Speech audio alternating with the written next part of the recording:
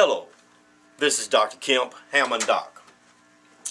A while back, someone wanted to know what happens if you remove the Leslie brake accessory from the brake accessory socket.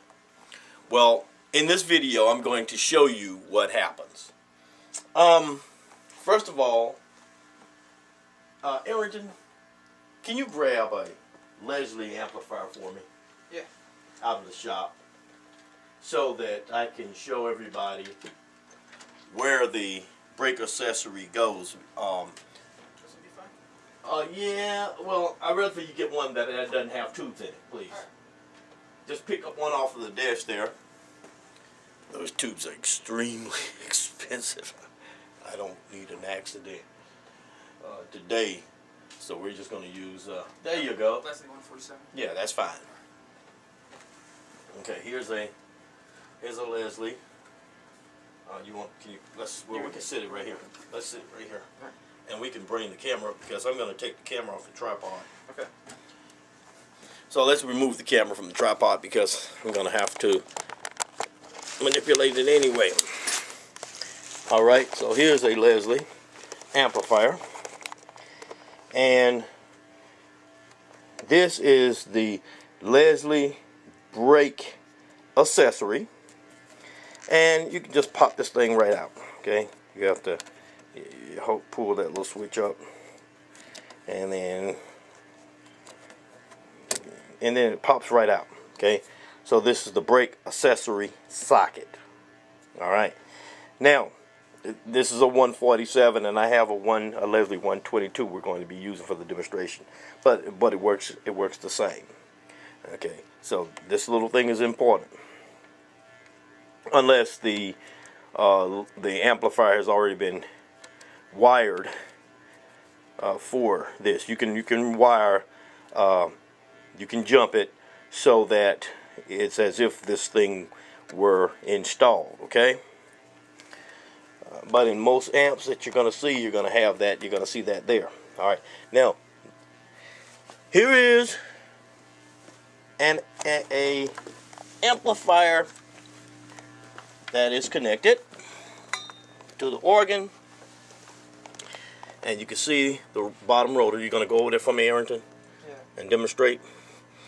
Okay, and you can see that it's turning slow. Okay. And it has the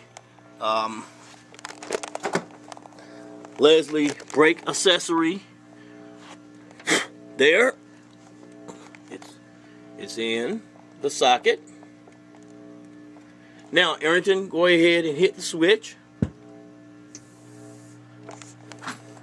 and you see it goes faster. It speeds up, and hit the switch again, and it slows down, so now it's going slow. Now, I'm going to try to remove this Leslie brake accessory without burning myself on one of these tubes.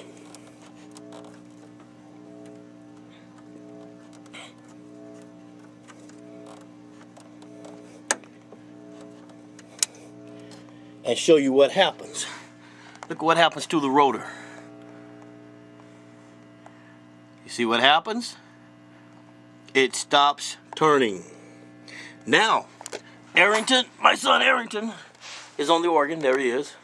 There he is. There's Arrington. Hey. Okay. I'm going to ask Arrington to hit the switch again. Hit the Leslie control switch again. And this is with the brake accessory in my hand. So it runs fast, but then when he hits the switch again,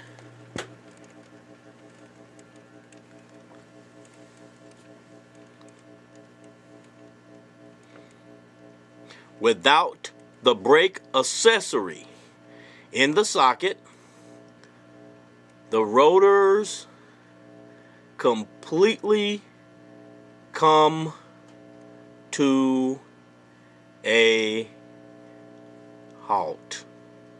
Okay? Then we're going to go back here and hopefully I can, yeah, there you go, put brake accessory back in there without burning my fingers or my hand.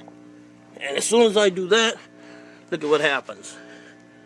The rotors, this is the bottom rotor, and of course the top rotor does the same thing. It turns in the opposite direction here in a Leslie 122.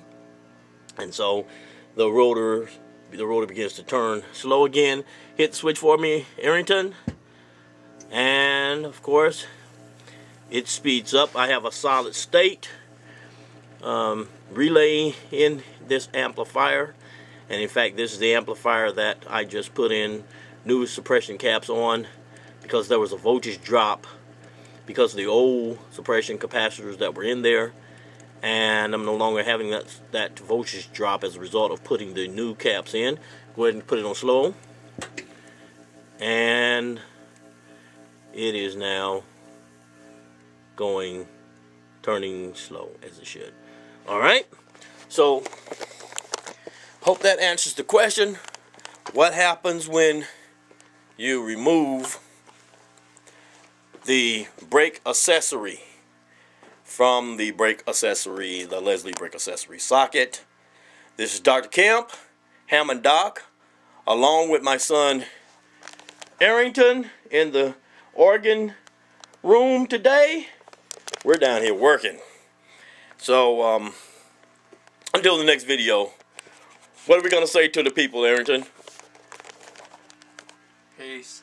All right. I agree with him. Have a wonderful day. Goodbye. Dr. Kemp says, and Arrington says the same. And all right. Happy New Year. He's saying Happy New Year to you. I agree with that as well. Goodbye.